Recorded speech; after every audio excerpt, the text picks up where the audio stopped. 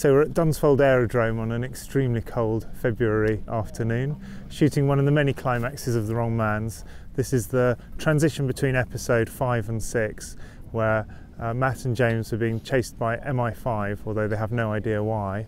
Think that they've lost them in the woods and end up on a dual carriageway, only to find their path cut off by a MI5 helicopter and a convoy of MI5 vehicles coming up from behind them,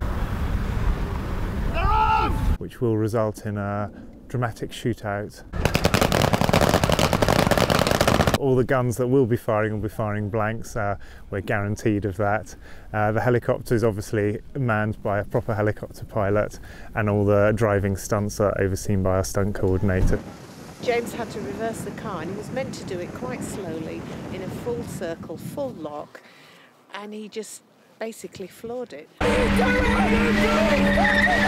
That's it, we got it in one take. He did one forwards, one back, and it was spot on. We have a stunt driver here just in case, but we might not need to use him now. I think I've got a little bit to do later on, unless he decides to take that job as well. Yeah, James generally does most of the driving himself. We have to have two different cars, one being a stunt driver car and one being one that James can drive, and also James only drives automatic, so we have a manual drive for the stunt driver, which is easier to throw into violent handbrake turns, and automatic for James to drive.